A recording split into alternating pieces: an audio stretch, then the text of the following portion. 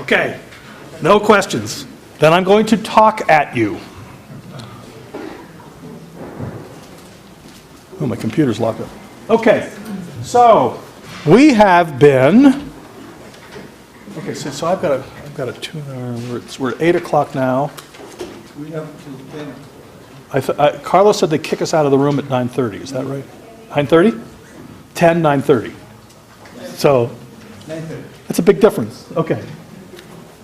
So we haven't talked about products and technologies because you know about that. You know more about products and technologies than I do. And by the way, they change every year.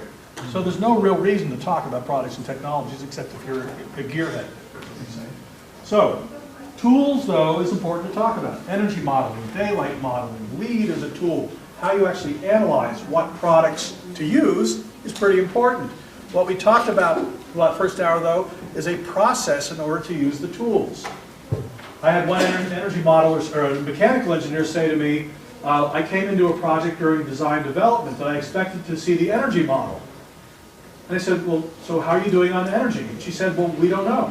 I said, you're doing for a LEED building and you don't know how you don't know how you're doing with energy? And she said, I said, don't you do your energy models? She said, oh, we're doing an energy model, but we do it at the end of design development. So I said, I don't get it. Why would you do an energy model once the building was designed? This is the point. She said, well, we have to get LEED points.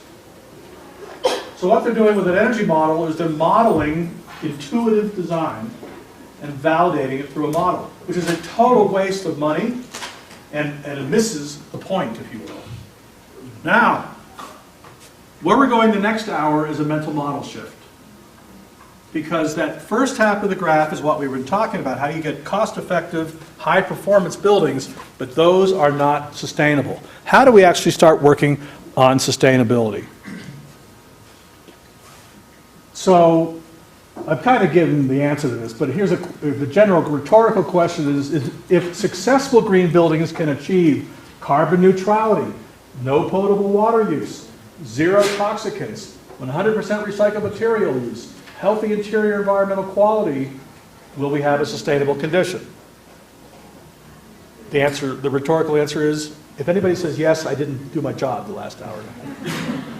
Okay. And why won't we have a sustainable condition? I just want to hear a couple comments on that. Why won't it be sustainable? Huh? What?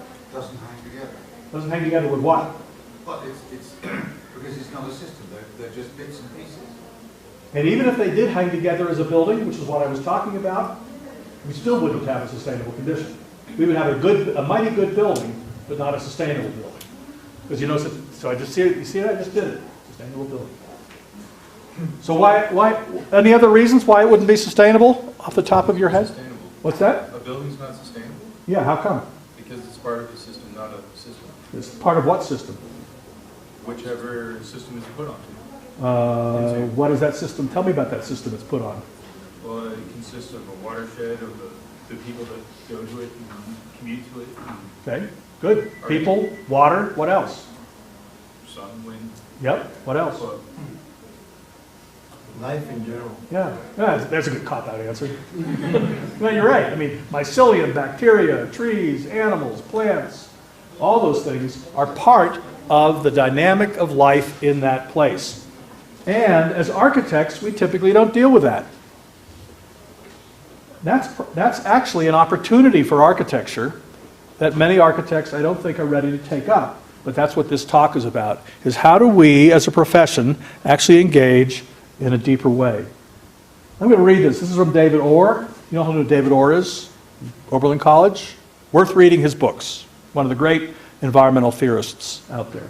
Architecture is commonly taught and practiced as the art and science of designing buildings. Fair enough? That true? No? Yeah. It's a technical subject. And also, here's the one, at the mercy of the whims of clients. I hear from so many architects, but my client won't let me do it. My client doesn't want sustainability. Now, how many of you as architects ever ask permission of your client to do a beautiful building? Can I do a beautiful building? No? Okay, I won't do a beautiful building. So, what's the definition of beauty? I mean, if a building is destroying life, it isn't beautiful. I think we can actually put that as a concrete definition of beauty. If it's creating death, how can it be beautiful? Therefore, I would say most every building you see on the architectural press these days is a damn ugly building. And they actually should be not very proud of it. The sustainability revolution is nothing less than a rethinking, this is really important, there's nothing less than a rethinking and remaking of our role in the natural world. It is a recalibration of human intentions to coincide with the way the biophysical world works. So that's where we're going for the next hour. We could be here for 3 months. But another Masanobu Fukuoka quote. An object seen in isolation from the whole is not the real thing. I love that quote. Whole system. We use it all. Now there's another term that's been banalized just like sustainability. What the heck is a whole? We talk about whole buildings, whole communities. That isn't what a whole is. A whole is all of life. How do we work with this concept? Now that's, I mean, I can barely design an effective bathroom, right? And now I'm expected to design the whole?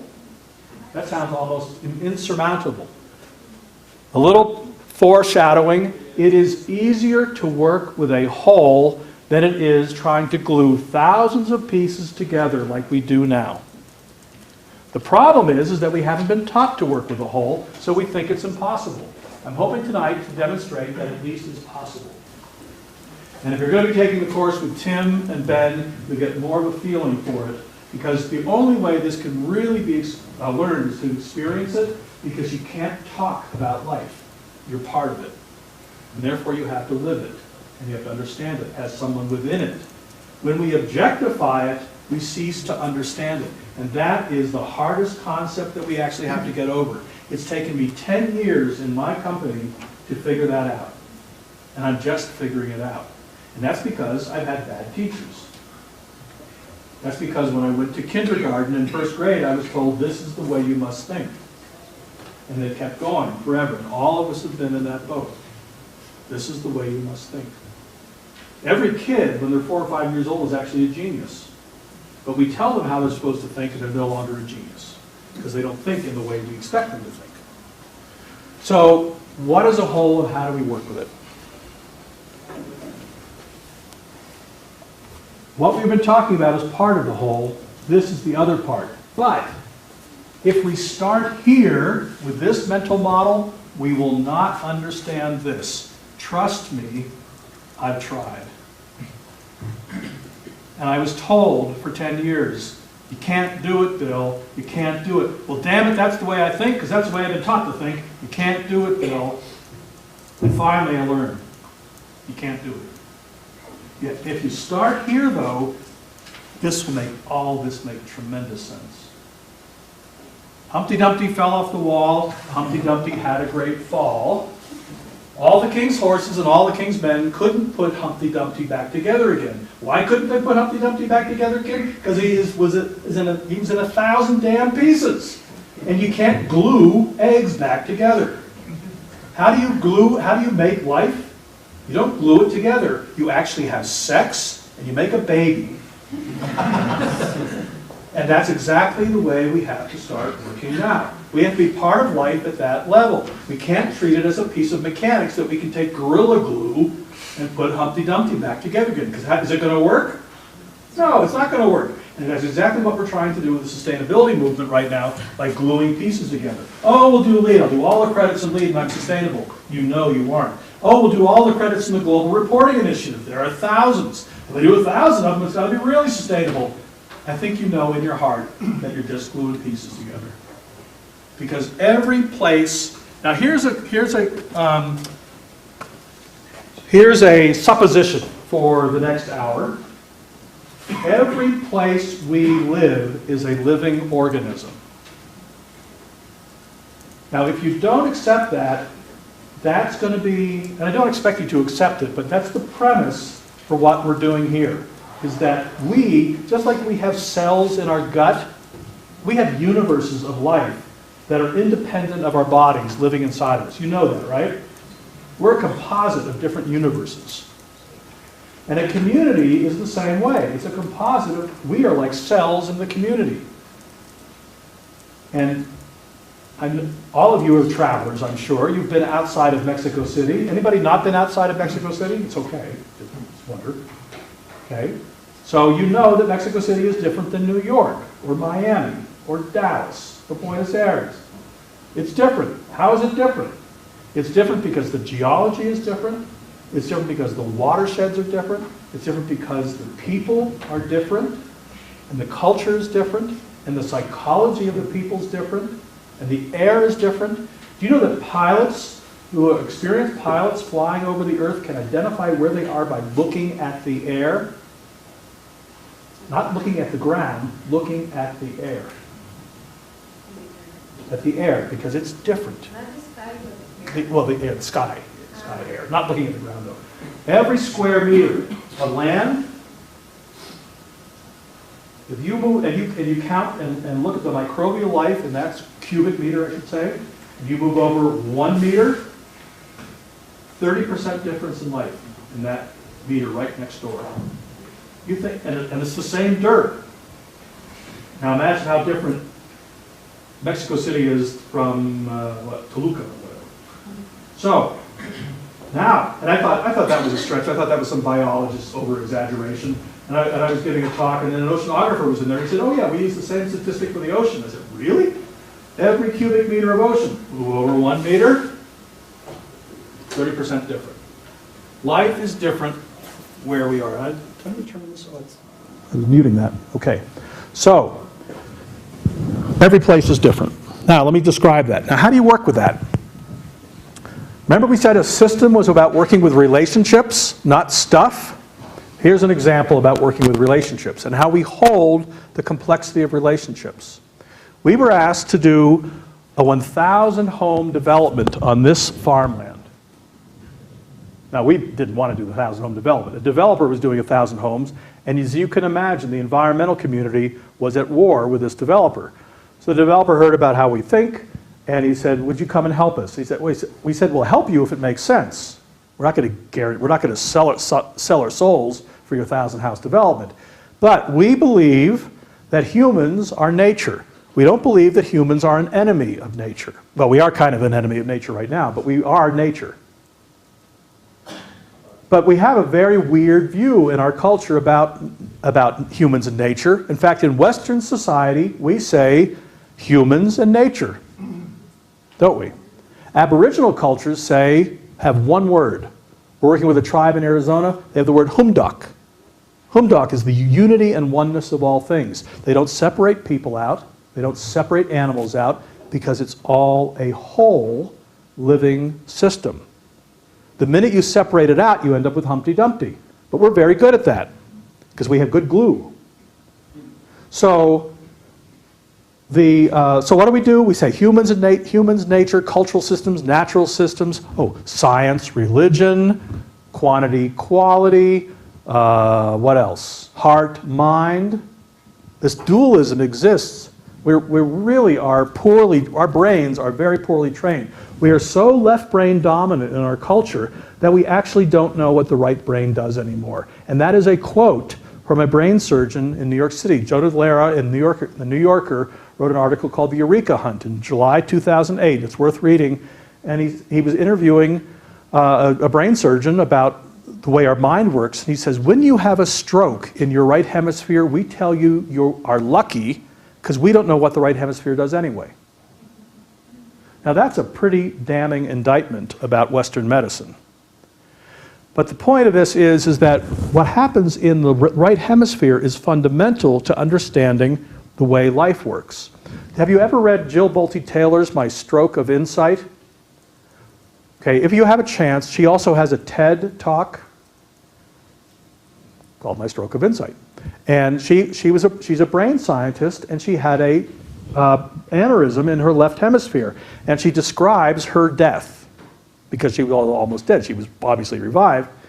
And she describes the process of dying and her functions as the blood was frying her synapses, which is what happens with an aneurysm, in her left hemisphere. Her right hemisphere took over, and she wasn't used to experiencing life through her right hemisphere. And in the right hemisphere, you see unity.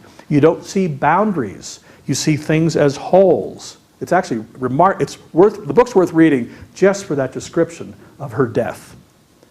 But that is reported over and over again. The right hemisphere is how we hold patterns. The left hemisphere is how we implement the data from those patterns. So, Jill Bolte Taylor. B-O-L-T-E is her middle name. Huh? Ted. Yep. So, we are asked to come up to this place. Now, let me tell you. Now, if we were doing LEED gives you a point for not building on farmland. Because it's a good thing not to build on farmland, right? Except when the farmland's destroying the earth. So farmland, you see, it's interesting. We revere farmland like it's some sacred thing, but we are destroying the world in two ways. Let me back up a second. We actually require two fundamental activities to stay alive: nutrition, nutrients, and shelter to keep, because we don't have hair, so we need houses. And how are we destroying the earth? Through our architecture and building and sheltering, and through our agricultural systems. Both are destroying the planet. This system, but LEED has abstracted it and says, well, farming's nice, it's good, except when it isn't, and it usually isn't. So there are other ways to grow food, much more productively than monoculture farming, but that's another story entirely. So these farmers, because they're doing poor farming, they're all going bankrupt. All this land is for sale. This developer comes in and wants to do a development. 1,000 homes spread over this whole thing. So we come up and we say, well, we want to know the land, because the land is the foundation, how the place works. And so what we do is we go back in history and we look at the nature of the land through time. Here's a thing. You've all heard of 7-generation thinking. Have you all know that concept? It's an Iroquois nation saying that you need to plan your existence out to a level of 7 generations. What most people think is that means 7 generations into the future. It does not. It means 3 generations in the past, the present generation, and 3 generations into the future. Now that makes a whole lot more sense, because you can tell where you are by where you've been, and by that trajectory where you're going to go. If you're screwing things up for 3 generations, you're going to keep screwing them up unless you change something. And if you're making them better, then you probably want to keep doing those things. So we look in the past. We actually go back 2.5 billion to 3 billion years. And it's interestingly how powerful. Now, if we have time, I'll tell you some stories about what we learned from doing that. But this one was pretty simple. When the farmers came here 100 years ago, that's all it was, they dammed up this creek. It's called Mahogany Creek. And they took 90% of the water to irrigate these fields. Here's the remnant of this creek. And you can see it barely has enough water to reach the Teton River. Now, when they dammed up that stream, can you see the faint ghost images in the fields? What do you think those were?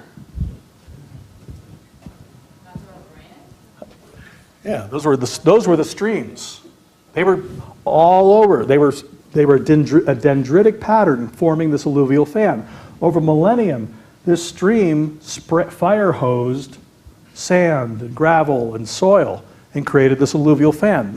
And you can see it actually pushed out the river, the Teton River. Now, here's the soils map to show you that I'm just not making that up. So we know that that's what was going on. Now, what was interesting about this is that you have to know about what happens, why a watershed is so important. You all know about the hydrologic cycle, right? Things evaporate, water evaporates, goes into clouds, falls in the ground. It's actually much more complicated than that, but it's a cycle. What people don't think about, though, is what happens when the water, when the water runs. And what happens when water runs? It erodes things. And if we only had water running with the hydrologic cycle, we would all be living on a rock right now, or we would be swimming, because the earth would be worn down, except for uplift areas. So how does the earth stay earthy? Is the question. I've never asked the question that way before. But how do you think the earth stays earthy? Any thoughts? Plants, one. What's that? Sedimentation. Yeah, but that's all kind of downhill. Plants are kind of keeping it from going downhill. How does it go back upstream, though? Because nutrients actually go back upstream, or else this forest wouldn't exist. Fish. I think I heard somebody say that. What happens when the salmon go upstream? They die up there, right? Leaves a lot of nutrients. Birds, insects, otter, beaver, megafauna take nutrients up. They defecate in the woods. The bear in Alaska, this is a very well-known study by now, when they actually took, without the bear in Alaska, the forests die. The riparian forests die. I believe that we can save the world in 18 months. I believe that we can heal the world in 18 months if we get our act together. Because nature changes that quickly. And I'm going to give you stories about that. So, these farmers cut off this nutrient cycle, and therefore they killed 3 systems. They killed the Teton River. There's no more salmon anymore. There's no more yellowtail cutthroat trout. They destroyed the forest savanna, the prairie savanna that was here. And the Big Hole Mountains, because there's no nutrients going back up here, are suffering and in decline. So basically, this land has a purpose. Remember I said every system has a purpose? This land has a purpose in its context. This land functions as a living bridge between the Teton River and the Big Hole Mountains. Does that make sense to everybody? It's, yeah. I have a doubt. What they did was changing the course of the rains. Instead of going through the land, it's going on one side. Only 10% of the water is going to the side because they took most of the water to irrigate the fields. What's that? So, when we explained that to the developer, that this land functioned as a living bridge, and the design team, it took a half an hour to do that download, and he basically said, oh my gosh, that's right. And within the next half hour, we knew what we had to do to this development, which is to stop all the houses from being spread all over the place, get them in very tight clusters and wedges, to allow with 500 meters in between them, because even if you have 1,000 homes here, which there never will be, they will only be using 10% of the water. And these streams will be re-wetted with water. Wow. I don't know, getting late. So, and therefore reestablishing this connectivity. Make sense? Yeah. So do you see how that's a reconciliation? Now, there are other things that we could argue about, whether there should be people there and all that, but nevertheless, this we think is natural for some reason, and it's destroying 3 systems, yet people's houses actually could be creating new potential. And that's the... So, do you see? Now, and I don't know how many of you have tried to count points with LEED. I've never spent less than 3 months arguing about which points we're going to go after when we're doing a LEED project, because you fragmented the world. It doesn't make sense when you're just checking boxes. But when you give somebody a governing principle like a living bridge, we were done in a half an hour. We were actually done in a half an hour with thinking about the nature of the design. Of course, there needed to be a lot of details, but the ground truth was given. That's what I mean when it's actually easier to work with wholes than it is pieces. Make sense? Okay. So, what's the pattern? And some of you may have seen this, but what is the pattern in this graphic? Give you 10 seconds. That's a pattern. ABC, that's a pattern. There's an essence pattern to this, though. Obviously, it's an alphabet. Obviously, there's things jumping up and down. But why are they jumping up and down? What's the driving pattern? 2 out of 100 people get this, and if I would shut up, you might get it even faster.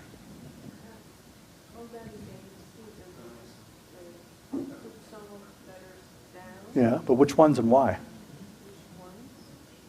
Anybody think they got it? You'll know it when you get it. That's the way patterns are. When you get it, you say, oh my, of course. Ah, who's that? Who said that? Tell us.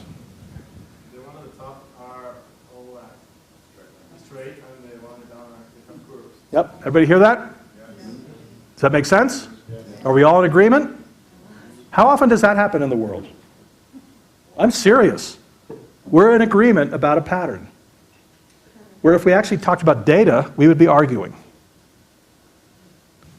That's really why this work is powerful when we get to the level of understanding life, because the only way you can understand the complexity of life is through pattern. Now, let me give you some patterns and some rationale about why and the role of humans to get us back to the role that we should be having. This is a site of ours in New Jersey on a school. It's a beech maple forest, and it looks green. It looks natural, except it's a dying ecosystem. Now, people don't realize that because we don't understand the way life works. But this is a great quote from the book Tending the Wild, which is another book you ought to read. Contemporary Indians often use the word wilderness as a negative label for land that has not been taken care of by humans for a long time. Now, what do we say about humans? Stay away. The Wilderness Act in the United States, and I imagine Mexico has the same kind of law, says humans should not be in nature. Now think about this logically. Our park system, doesn't matter, any park system in the world is actually an indication of our stupidity. Now, I'm glad the parks exist because we would be even more stupid if they didn't. But here's what we're saying with parks. Nature, we don't understand you, so we're going to put you over here in a nice place with waterfalls, and we're going to put a fence around you and pat you on the head because you know what you're doing. We don't have a clue. And we're going to go out here and screw it up. I mean, that's what we're saying that's what the park systems say. We're actually working with we actually did work with Mass Audubon. They were actually doing a housing development that it actually fried their synapses that they could be, a natural society could be doing a housing development in order to get some conservation land. And the premise that we gave to them is, why don't you make the whole development a sanctuary? Because animals will live right next door to you if you're not killing them. Not all animals, but most. So that was a revelation to them that humans and animals could coexist. Now, taking that logic now, or that kind of mental model, here's a piece of land that has fragipan soil. It's as hard as this table. It doesn't drain, it's like concrete. It's been overgrazed, overfarmed. These beeches and maples are an expression. They're all struggling for sunlight. That's why there's all this profusion. This forest, though, looked like this 300 years ago before European settlers, or 400 years ago before European settlers got here. This is what it looked like. This is an entirely different ecosystem. This was a chestnut, hickory, oak forest. Remnants still exist, hence the photograph. But yeah, it's not photorealism, folks. Chestnut, hickory, and oak forest. And what happens with a chestnut, hickory, oak forest is that they are thick-barked trees. And the native peoples use fire in managing it because humans are part of nature. Here's a diary entry from the 1600s. The natives are accustomed to set fire of the country in all places where they come and to burn it twice a year, in the spring and fall of the leaf. Now, they were doing that intentionally because they found out it was by the way, you can find this out in 18 months, that when you burn a system, it will actually be more fecund because you're making the soil more alkaline. The higher the pH, the more relationships are allowed to take place, and you're creating more healthy soil. Carbon. Remember when soil used to be black, folks? It's a long time ago, not that long ago. That's where our carbon should be. Not up there, should be in the soil. And burning regimen actually helped that. Now, William Penn would write in his diary that you could drive a four-in-hand wagon, a four-horse wagon, through the woods of Pennsylvania and New Jersey without hitting anything. The average number of trees on the Louisiana Purchase in the early 1800s was 7 trees per acre. So what's that? 17 or 18 trees per hectare. That was the wild. Now, when you see a profusion of growth like this, see what happens here is these are succulents. The sun can get down to the ground. Here, though, the beeches and maples are, what happens, beeches and maples, because there's no more burning, they are thin-barked trees, and they will actually take over. The fire actually keeps the beeches and maples down, but they will occlude everything else, and the place becomes basically a monoculture. Much less diverse, much less resilient. So, native peoples believe that when humans are gone from an area long enough, this is important to read, are gone from an area long enough, they lose the practical knowledge about correct interaction. And the plants and animals retreat spiritually from the earth or hide from humans. When intimate interaction ceases, the continuity of knowledge passed down through generations is broken, and the land becomes wilderness. We've created a flat world because we no longer understand how to live within it. I believe, as architects, that we have the opportunity to heal the world because we're one of the biggest interventionists. In my career now, if I knew what I was going to know, if I knew what I know now 30 years ago, I would have probably been a farmer or a biologist. In fact, I recommend to any architecture student that they take a biology course, because with architecture we have the opportunity to change the world. Because a building is never isolated from its environment. So let me give you some of the benefits of this. This is not about problem solving anymore. This is about creating new potential. How many of you have heard me talk about this stream? Because I talk about it all the time. Because it's okay. So sorry to repeat, but this is on this land in New Mexico, near Santa Fe, New Mexico, about a 400-acre ranch that an acquaintance of mine owns. He bought it and was going to restore it. Now, you have to understand that on this land, this is very important, that in recorded memory, there has never been water. It's a desert. In recorded memory. So he was going to restore it, but basically that meant get rid of the grazing animals, plant some gabions in the arroyos to stop the erosion, plant some native species, and call it a day, because nature knows what it does. We don't know what it does. We're just going to give it an assist, and then get out of the way. Well, you heard about Bill Mollison and Tim Murphy, who you know or will meet, and they, I don't know if Tim was involved with this one or not, but they took the permaculture movement, and basically permaculturists are looking at life as a whole system. And it started because of the bad agricultural practices in Australia, no different than ours. And they decided the only way that we're going to have a permanent or sustainable agriculture is if we actually shift the culture of humans to understand why. So the term became permaculture. So they looked at three things. They looked at meteorological, geological, and cultural history. So meteorologically, for the last 5,000 years, based on tree rings and diary evidence and history, oral histories, this place got 10 inches of rain a year and had 100 inches of evaporation. A desert, no surprise.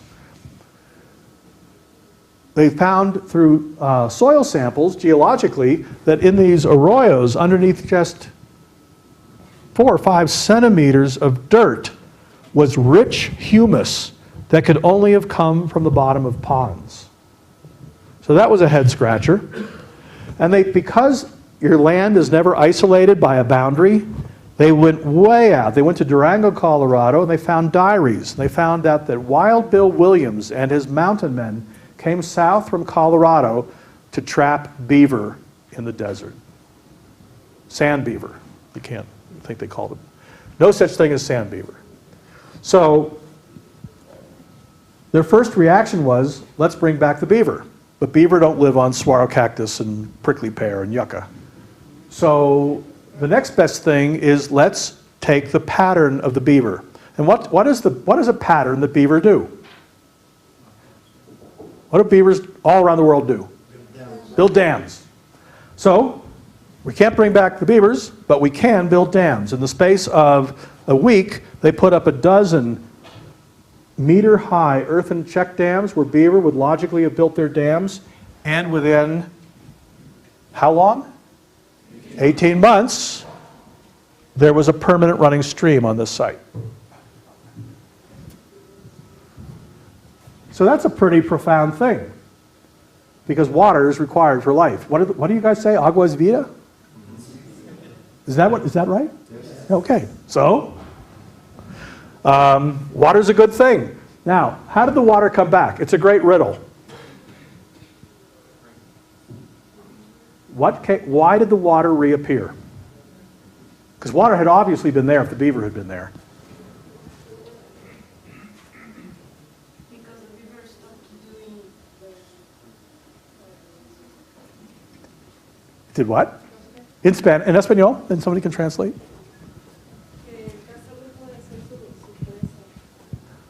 Suppressed. Somebody help me.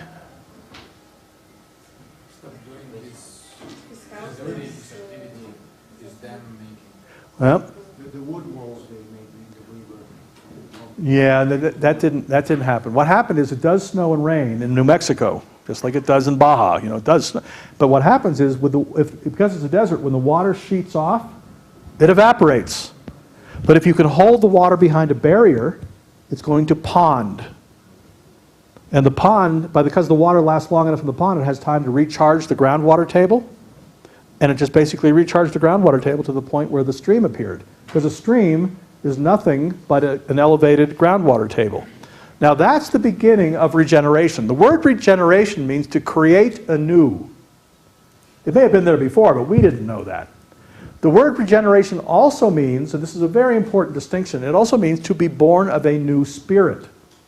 In fact, it was an ecclesiastical term in the Church of England 400 years ago, to regenerate. I don't know, Paul, you know that or not. But so the nature of regeneration, what makes this a regenerative project is not just because a new stream appeared, it's because every farmer and rancher down the valley did the same thing. And now there's a raging frothy stream where there was nothing 10 years ago. Now this is the beginning of us being to heal the earth. This is happening in the deepest deserts of the Mideast, in the desert Southwest, in the Baja Peninsula. And actually we need to start doing it in Mexico City. We have a lot of things we can do in Mexico City to begin to regenerate life. Okay, is this holding together? You want more or you want to ask questions? Want me to keep talking? You guys are lazy. Okay, so, what time? We have 8:30, right? All right. So, it's 8:30? Is that right? Ah, yay, I got something. Okay, so this is a project in Brattleboro, Vermont. They called us up to do a LEED Gold grocery store, the Brattleboro Food Co-op. And our first response to a client, remember we architects are at the command of the client's whim. We don't work that way, or we try not to work that way. So they said, well, we want a LEED Gold grocery store. And I said, so do you want LEED or do you want sustainability? And they said, is there a difference? I said, well, yes, there is. Do you want to know more? And some people don't. Some people, they just want to do LEED, and we say, we'll recommend somebody else to do work for them. But if they say, no, we really are curious, we'd like to know more, well, may we come and talk with you? So we set up an appointment, we did a little homework on the nature of grocery stores, and we went to the meeting of the executive committee. And we basically, I'm summarizing a longer process, but we took the executive committee through the grocery store, and we turned over apples from New Zealand, strawberries from California, I'm sure there were avocados from Mexico, blueberries from Chile. I think that there was even tofu from Burma in there somewhere. So we got back into the room and we said, what happens if there's ever a truckers' strike? Do you have a sustainable grocery store? Obviously not. What happens if Whole Foods or a competitive market comes into town? Because they'll be much more efficient and they'll beat your business model. So they said, no. So the only thing they could do to be a sustainable grocery store was not to work on the building, because the building was actually not as important. They actually had to work on bringing back the nutrient cycle. And that's why this slide is up here. Because all these green areas are farms that had been abandoned. There's not one farmer in about 30-mile radius of Brattleboro 10 years ago. The soils had been over-extracted, over-lumbered, over-sheep grazed, over-extracted again, over-sheep grazed. There were multiple. Have you ever seen old photos of New England? Not that you would go out of your way, but if you ever have, it doesn't look beautiful. It looks like the moon. There are no trees anywhere. It is just scarred. The British used them for warships, good trees. They burned the rest for fuel, for coke, for steel, to get rid of, for farming, but whatever. It was not a healthy place. So, actually, the best soil was right here in downtown Brattleboro, and so we said, well, you should be gardening down here. And one of the board members said, but we built over everything, and this is our either-or culture. No, they didn't build over everything. They've only covered 35% of the land. So where did most towns feed themselves during World War II? Backyards, victory gardens. So this grocery store was programmed now to be, and we had this big presentation, the grocery store was going to be an agricultural and soil extension service to teach people how to farm again, or to grow vegetables anyway. So that was pretty cool. It's going to be a forestry extension service to be able to take care of healing the soil and replenishing the soil in the watershed and cleaning up the river. There's going to be a place for a cannery where people could can their own produce. A place for hunters to dress their meat during hunting season. A daycare center to take care of the kids when the parents were doing that. A credit union to loan money to the farms, to the up-and-coming hopeful farms and other co-ops in the region to get a network started. Oh, and by the way, a grocery store. And when we made this presentation, one of the board members said, all we wanted was a grocery store. What is this? So we actually left in a, they were not happy as a rule. The executive committee who had worked with us were happy, but we, just like the office example in Florida, we didn't work with the people as part of the community. We just worked with the community as if it was a piece of ecological activity. This is the big lesson that we've learned, is you can't separate people from the ecosystem. So we left in a stink, basically. But what's interesting is they called up a year later and apologized. And they said, Bill, we want to tell you this is the best thing that's ever happened to us. We're loaning money to other cooperatives. And in fact, I just talked to the president of the co-op about a month ago, and he said, we're getting some filming done on our work. And he said, I want to stand in front of this building, because they finally built the building, and I want to tell them this building doesn't matter. What matters is what the building catalyzed. And that's the lesson. The building does matter, don't get me wrong. I'm an architect, I love designing buildings.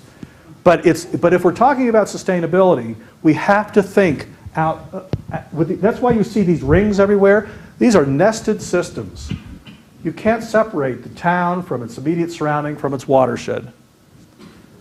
So that's why we have to work for the essence of a place, the pattern of all this together. Okay. Now, instead of working towards zero, we actually need to work towards value-adding processes. If we're actually going to participate in life, we have to be participating in evolution. And evolution is continually adding value to its place. Now, what's from our perspective as architects, we need to be adding value in 5 arenas. By the way, there's a book out that just came out last week from the business perspective on this.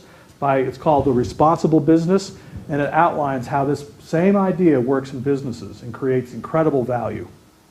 It's called The Responsible Business by Carol Sanford, if you're interested in reading.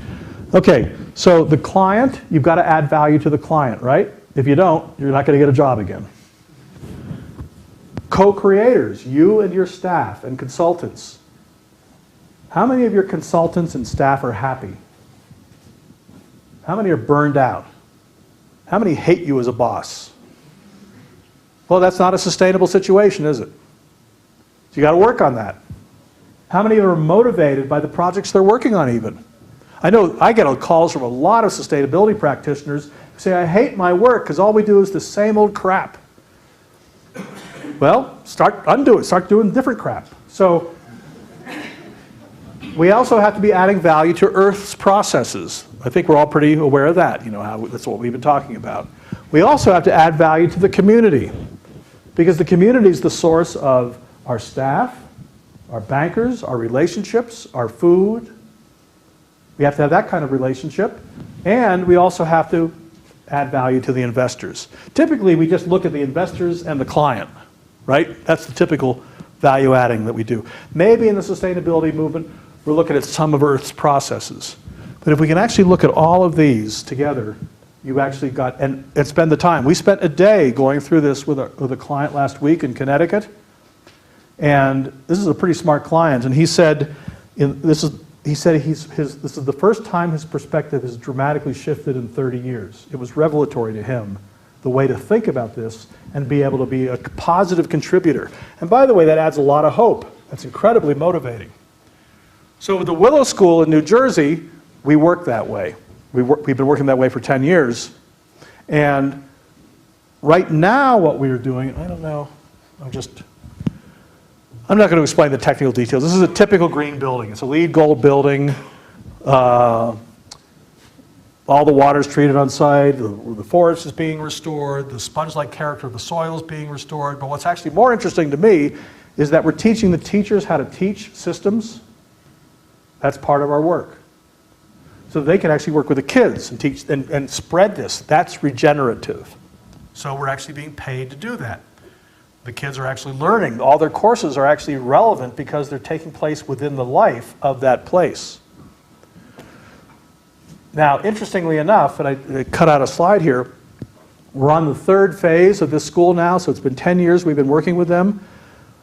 And we are actually working now on the personal development of the consultants and the client and ourselves as part of the project.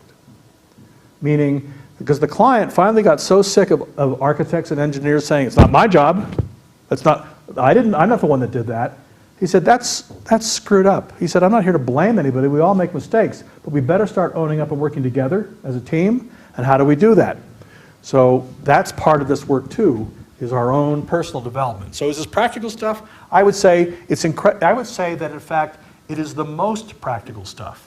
The way we're working right now in the sustainability movement, while it sounds practical, is actually stupid. It's a good stupid, but it's not very effective.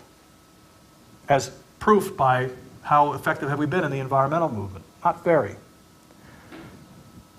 Hope and potential actually is a better leverage point than guilt any day. One of the things we do, I'm going to be very non-politically correct. Here's the mission, here's the message that the environmental movement is giving to the world. And I'm going to act this out as if the environment is a woman. Sorry, ladies, but I do it if there are more men. Anyway, we won't count. So I'm going to actually ask. I want to introduce you to this woman, the environment. And here's the way I introduce the environment to this gentleman. What's your name? Armand. Okay. Armand. This is the environment, and she is one ugly, sad sack. She's been physically abused, she's been mentally abused, she has scoliosis, halitosis, zits. And in fact, I heard that you abused her 10 years ago too. And now I want you to have a relationship with her, take care of her, because she's really important. You're going to run away as fast as you can. That's how is that fair? I mean, I don't think I'm overstretching the point. That we're actually trying to guilt people into being in relationship with nature. And then now the technologists will say, well here, the conservationists will say, and I'm being very unfair, but generally true. The conservationists will say, we're going to put her in a closet and you can visit her now and then. And the environmental economists are saying she's worth something. She does great ironing and laundry. She's a great deal. You know, she gives us services. And the technologists are saying we're going to fix her teeth, right? Or we'll put a PV panel on her head and somehow that will make her better. And so be in relationship. It doesn't work because in each of those instances we are objectifying nature. We're calling it an it. Even biomimicry is an objectification of nature. Now, I know at its essence biomimicry is very important, but even just the saying mimicking nature, no. Why don't we do bio-becoming? Bio-being, but not mimicking. We are nature. So you see, even biomimicry has drawn that line between us and nature. Oh yeah, we can copy nature and make cool things. No. It's more than that. Was that okay, an example? Okay, all right. So a whole new mind is needed. Places are unique living organisms. They have purpose and vocation. Every place is different on the planet. Even different neighborhoods in Mexico City are different. And every, basically a watershed has that, it defines that distinctiveness. They have an essence that identifies. What we want to know is who these places are, not what they are. Now let me describe this, because this is pretty important. We're looking with life as a co-equal, not as an object. If I was going to describe life, as I was going to describe, who can I pick on? Is it Kat? What's your first name? Gila. Gilda. Gilda, sorry Gilda. I'm going to pick on Gilda. So, if I described Gilda the way I describe land, I want to get to know I don't want to get to know my ecosystem. So and I'm going to describe Gilda the way we get to know our ecosystems. Gilda has dark hair and brown eyes and beautiful skin and a brown jacket and white pants, and she's so tall and she weighs so many kilos, and there. That's Gilda. Now, does that help us know Gilda? Not at all. Because I don't want to know what Gilda is. I want to know who Gilda is. Now let's go back to let's go to the land, for example. I'm going to describe land this way. I'm going to get the plant species and animal species and the geology and the groundwater hydrology and the air quality, and that's our piece of land. Oh, demographics and archaeology, and good, we got a 2-meter stack of data. And there's land. Now go do something with it. It doesn't work. We don't really understand the land that way. This is why people spend millions of dollars trying to get data, because we think data somehow tells us something. Data is important, but what I want to know is who this land is. So how I get to know who Gilda is how she is in relationship. There's that word again. So how's it your relationship to your partner, kids, parents, me, colleagues, the dog who's walking by? Those relationships tell me more about you than any of that data. Would you agree? So, when we're working with an ecosystem, we want to understand how Union Square there in New York City is in relationship to its context. And that means looking at that as an organism. Make sense? Okay, so how do you do that? Well, that requires a different skill set. Just like there are mechanical engineers and electrical engineers, there are people like Tim Murphy and Ben Haggard who have taken their time to get to know land at the level of getting to know Gilda, for instance. I want to be being in relationship. Tim calls it dating nature. Because unless you date somebody, you're never going to understand her or him. And that means getting to know the way they work, the way they think, the way they act, what makes them sick. So, and the way that we work with a community in terms of holding who these places are, but is through helping them experience it, because we can't just tell people about their land, we have to help them experience it. And then we write a story, because a story is the way we communicate complexity in our culture. Stories are the most powerful communication mechanism that we have, because the next best thing to experiencing it is reading a story. That's why we love stories. I'm telling you stories tonight, right? That's the only way something's coming across. So I took out a bunch of architects in New York City in East Hampton, Long Island. East Hampton, Long Island is like Via de Bravo here. It's where everybody goes on the weekend. And these are crusty old retired New Yorkers. And I don't know if you know New Yorkers, but they're crusty guys, they're tough guys. And so Italian, Jewish, full of life, and they did not want to be out in a field because they're New Yorkers. I don't be walking around a 150-acre park is what we were working on. And one guy was saying, I could hear them all complaining, my shoes are getting wet, my coffee's cold. What is this? What is this stuff? Let's just get on with the meeting. Well, we had 2 hours out with him in the field, experiencing the way this place actually worked.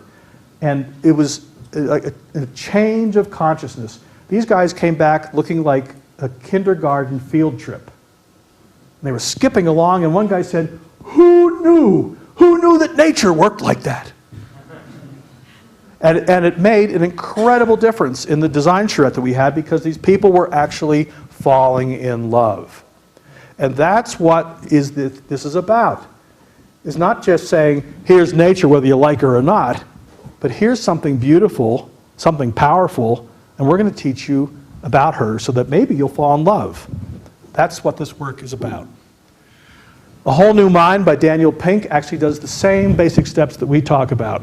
Forge relationships, get empathy, because what we're doing with stories is help people see themselves in the mirror.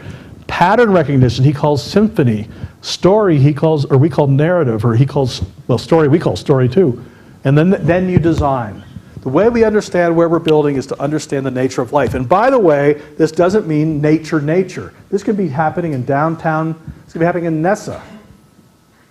Jane Jacobs, if you ever read Death and Life in Great American Cities, you ever read that? Well, you should. Because she's talking about the exact same stuff we're doing in the Lower West Side in Manhattan. And she uses the word regeneration, and she uses the word patterning. It's no different. What we've done is combine nature and humans together so that we have a socio-ecological, psychological whole organism. So, I'm thinking I'm losing you now. I feel like the energy is going down. So I don't know, I think I'm going to stop for a minute. Should we stop? Do you have any questions? May I stop for a minute? Actually, I need a drink of water. Is there any water up here? Oh, yeah. Here. So nobody has any questions? This is all making 100% sense, and I can't believe that. Are you stuck here because you got to stay here till 9:30? No? No, serious. I don't care about questions, but I am serious about this. I want reflections from you right now. Just what's going through your mind? It's very important for interesting the star that you made, that all the fighting when you're fighting or with a customer or something like that, you stop that and you make a relationship with all the things in relationship. Yep. Very interesting. Yep. You've caught it, because that's exactly what that star does. It's about relationship. Because all those things are a whole. And a very important thing, stop the fighting all around it. Yep. It's very expensive. No, it's not. It's very Yeah, expensive. You have to cooperate with the community, but the price is like the center sometimes. You see there's no mention of economy here? Right. In fact, we talk about the triple bottom line. That's a stupid expression. Why would we want to look to the bottom? So we call this the quintuple top line, the pentad top line, because what we want to be working for is the potential of being in relationship.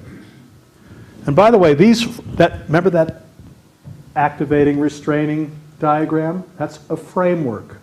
It's not a model. You can apply it to anything. This is a framework. This actually comes out of Zoroastrian and Sufi tradition. It's how ancient traditions held wholes. We've stopped using them because we've gone through reductionist science. We think that we can divide the world into smaller and smaller pieces and expect to understand it. And we know from quantum physics that that's not true. Because when we start reducing things and getting down to smaller and smaller pieces, the organism no longer works. It's dead. So we no longer understand life. And I'm not saying we shouldn't be doing reductionist science. It's actually taught us a lot, but it's not the whole thing. The other half is how are organisms working?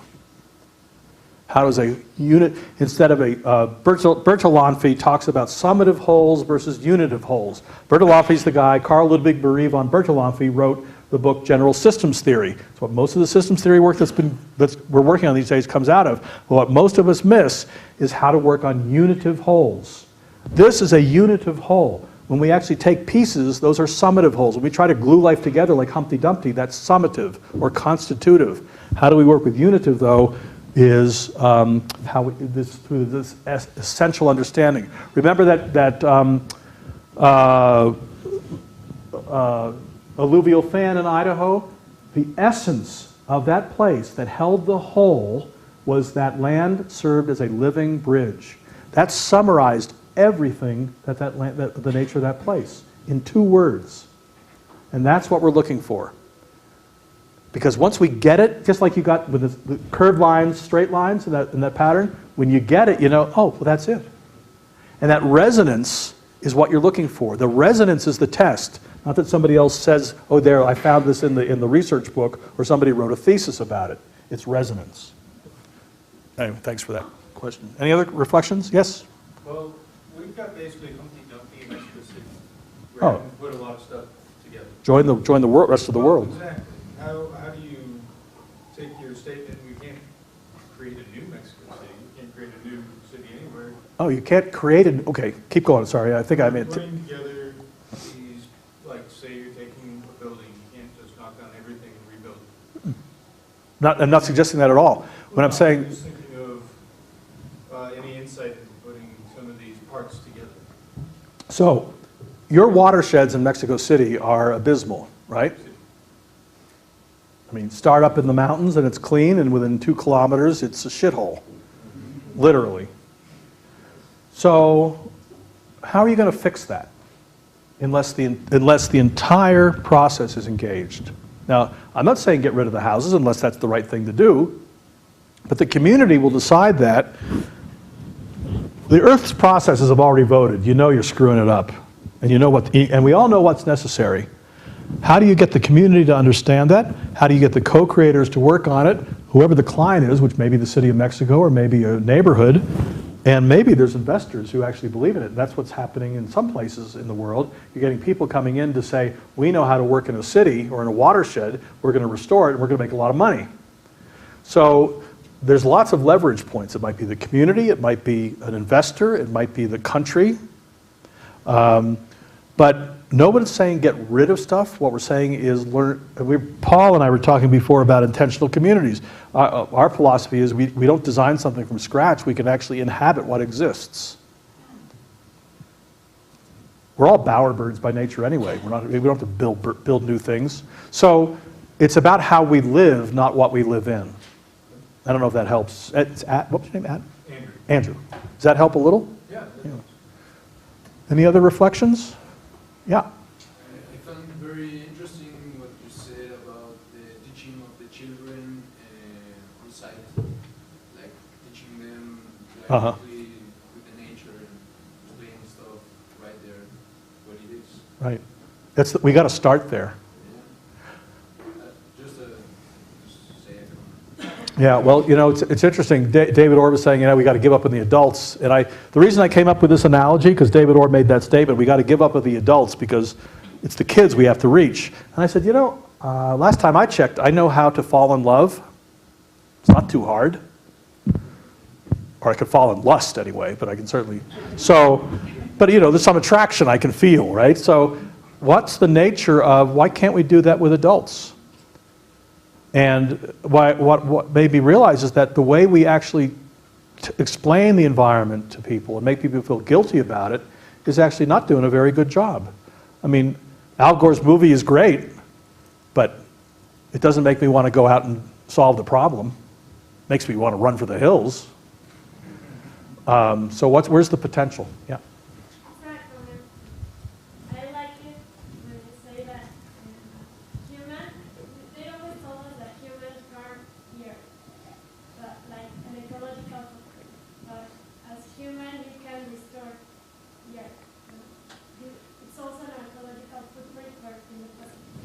Good point. I'm going to tell you a story about that because we were given lots of grief about, sorry, I'm going to look for an example, about designing, and I'm going to give you an example of another desert condition.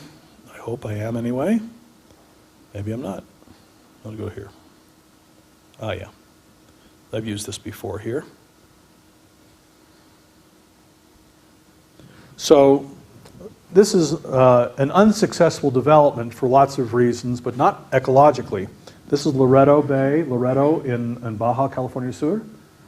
And this was going to be 6,000 units and 10 hotels and a golf course. And the environmentalists were saying, you're going to exceed the carrying capacity, right? The ecological footprint that's able to be supported in this ecosystem. And the question is, maybe, but we don't know until we get to know the ecosystem. Because what they're doing is looking at existence. Let's see, I think I have a pretty, yeah. There's the Baja, right? We all know what that looks like. Pretty tough landscape. Definitely a desert. But we look at existence, we don't look at potential. We must look at potential. So that means we have to look in the past to find out what the potential may be. And what we found was that upstream, oh, I'm going to go back for a second. This is the watershed. So that's the smallest unit that we're working in. Up here in the watershed is that. Old oases. Down lower on the ocean, on the Sea of Cortez, is our mangrove estuaries. Not many, but by reading old diaries from the Spanish settlers, we found out that this place was fecund, that the arroyos that were dried out were actually, I want to show you something, that were, the Spanish were very literal, the Spanish settlers were very literal in what they named, and all the arroyos that were now dry were filled, were called marshlands and wetlands and swamps. There was a lot of water back then. The climate was entirely different. And what happened is when they introduced grazing animals, oh, gosh, damn it. I think so. When they, that's all right, Ro. So, so when they introduced European farming practices to a dry land system that wasn't meant to have a European farming practice. They introduced row crop agriculture.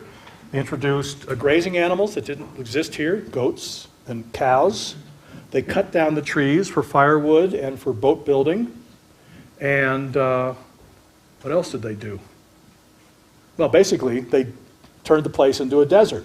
Now, what happened is these stream beds, like this, and they also started taking the water. So here's the water table. And here's the wetlands. When they started actually drilling water here, they lowered the water table so that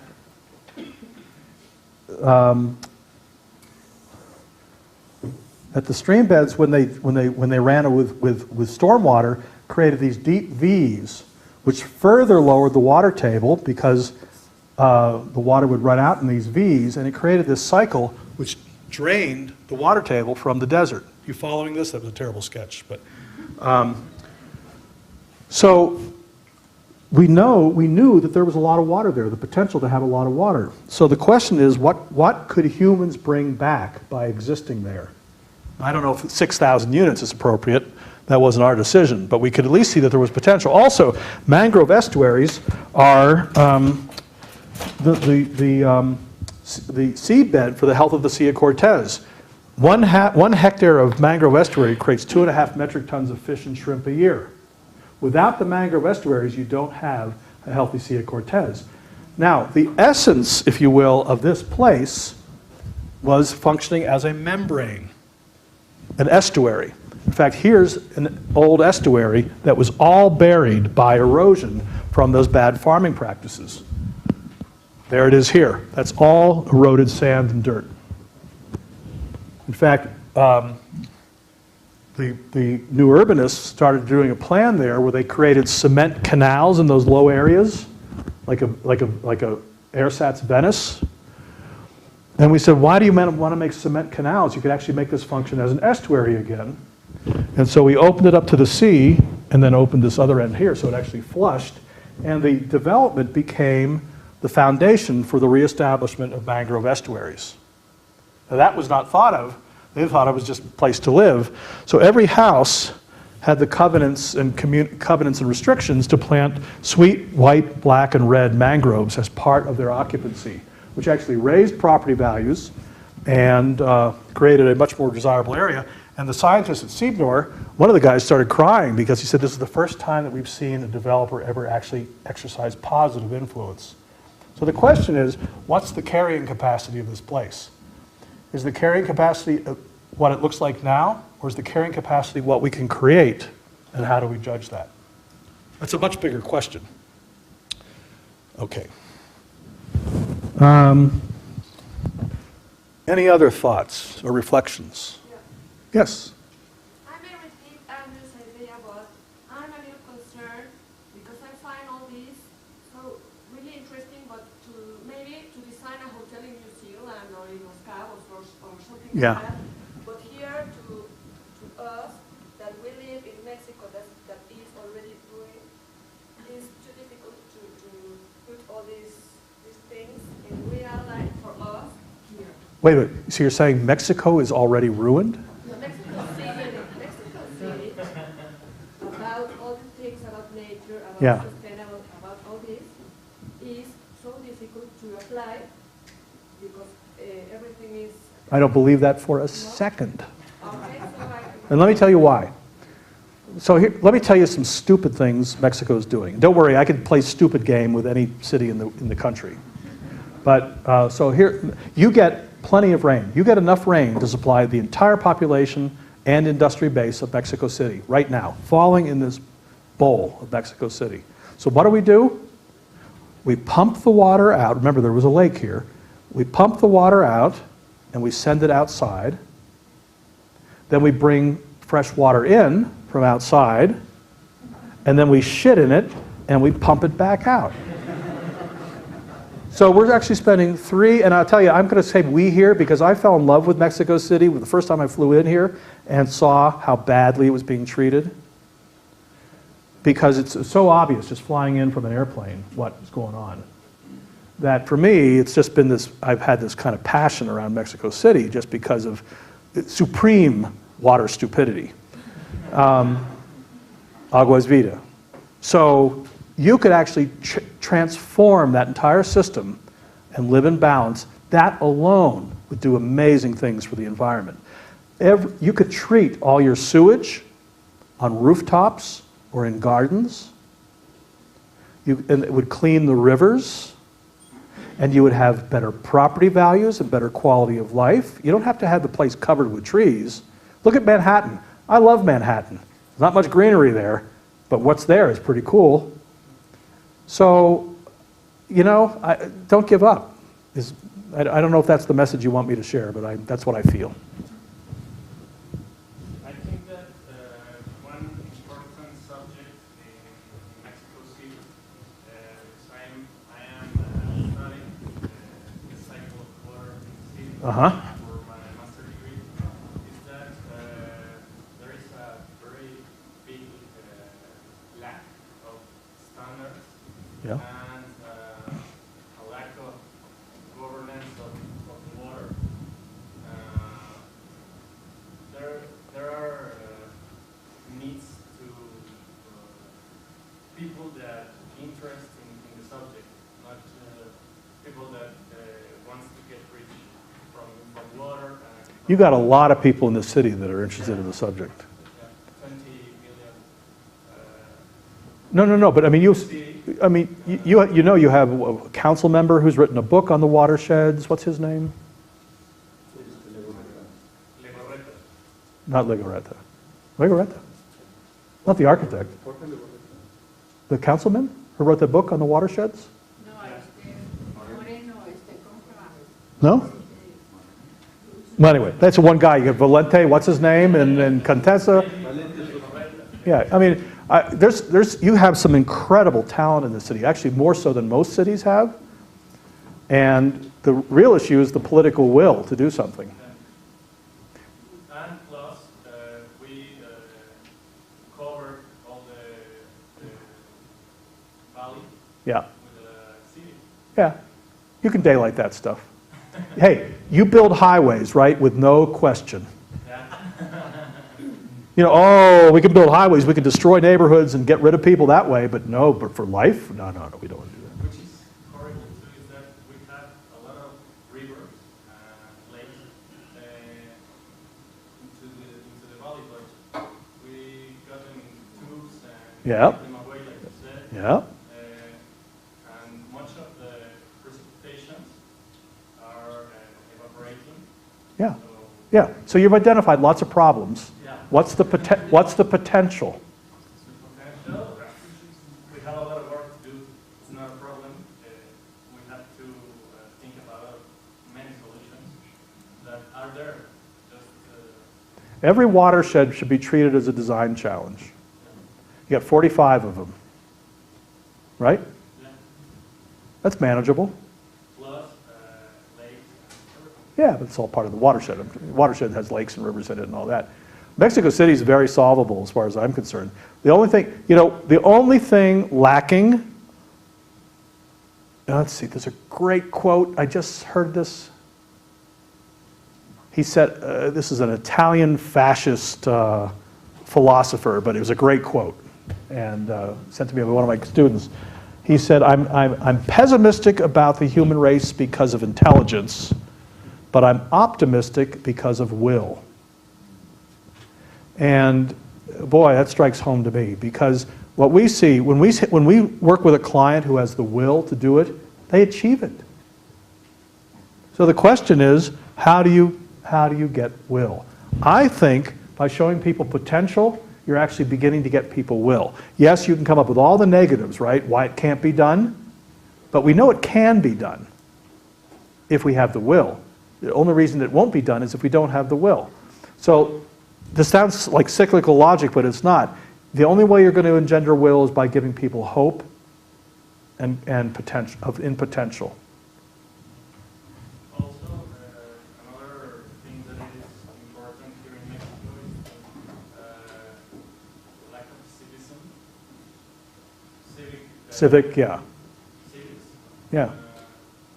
In people, because they don't give the importance to rivers and everything. Yeah. They share every waste in the rivers and I know. contaminate everything without knowing the importance. So there's where education comes in, this 5-pointed star, right? There's all sorts of, if at some point, I think at some point, the very wealthy people in this city are going to decide, you know, this place isn't worth living in anymore. Can we spend some of our money to help it out? And what you guys can do is be prepared to help out.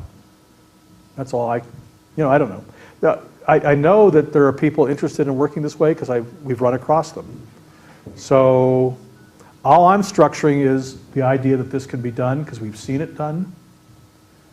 And let me play I'm going to play a little YouTube video for you to show you the impossible.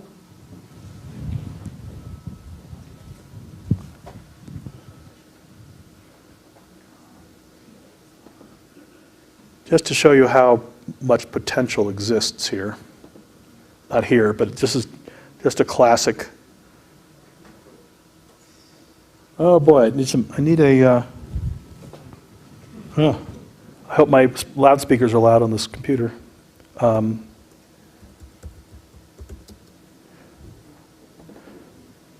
Okay, so this guy's an Aussie, and this is in the Jordan River, and you're going to have to strain your ears because I don't have an amplifier here. Hopefully this will work.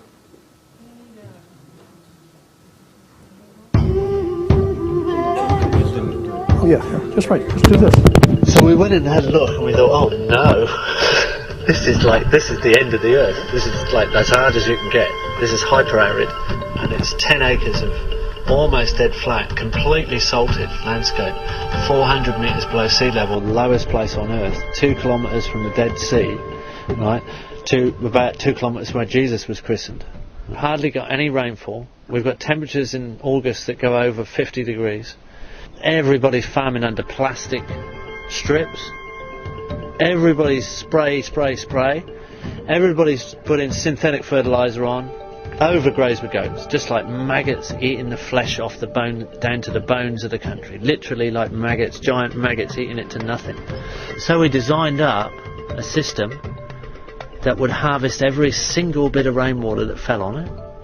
On 10 acres, there's 1.5 kilometres of swale water harvesting ditch on contour, and when they're full, 1 million litres of water soak into the landscape, and they'll fill quite a few times over a winter.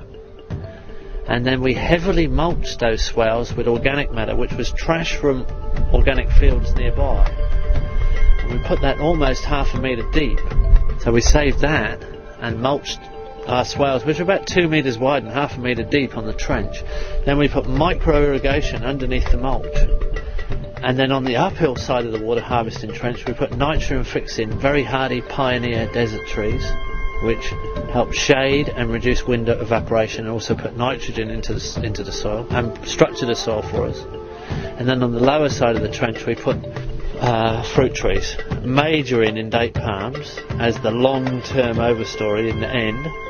And then we put in figs, pomegranates, guavas, mulberries, now some citrus. Within 4 months we had figs 1 metre high with figs on, which is impossible.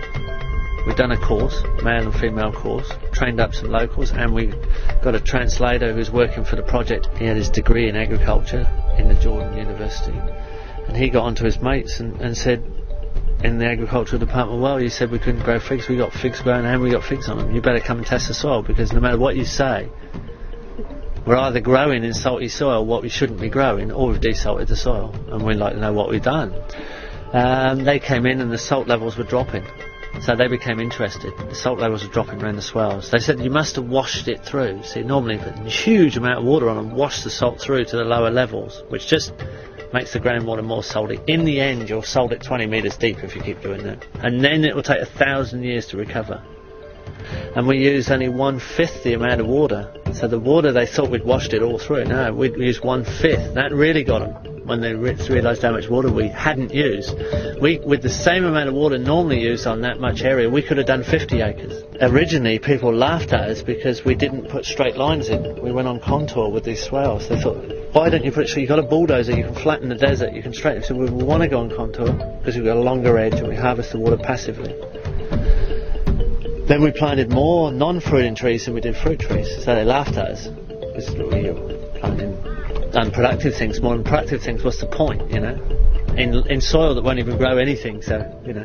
And then we covered all the inside of the swale with a huge amount of mulch, where they scrape all their organic matter off and burn it, like most traditional agriculture. In the middle of winter, we got a funny email saying, we've got a problem. We've got mushrooms growing in the swale. Well, they called it fungus, but when we saw a photograph of it, it was mushrooms, because they'd never seen mushrooms, because they've never had that much humidity in living history in the soil. And when you open up the mulch, there's all these little animals there, you know, there's little insects, and the soil has come alive. And the fungi net that's underneath the mulch is putting off a waxy substance, which is repelling the salt away from the area. And the decomposition is locking the salt up. And the salt is not gone, it's become inert and insoluble. So we could regreen the Middle East, we could regreen any desert, and we could desalt it at the same time. And if we can do it on an insignificant, flat, little bit of 10 acres of flat desert, if you give us something with catchment, or a wadi, or a canyon, or any of those erosion gullies, we can turn it right around completely. You can fix all the world's problems in a garden. You can solve them all in a garden. You can solve all your pollution problems and all your supply line needs in a garden. Now most people actually today don't actually know that, and that makes most people very insecure.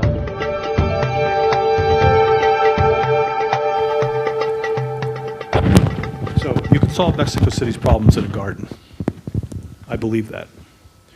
And so when I said you could heal the earth in 18 months, I'm actually serious. But it takes the will to do it, and it takes the idea of actually hope that it's possible. So regeneration is actually working with people in such a way that you are helping them become part of the solution rather than just witnesses to some work that you do. So I think I'm going to stop there. I think that's enough. And happy to take any other thoughts, but I think everybody's tired. So thanks. Good night.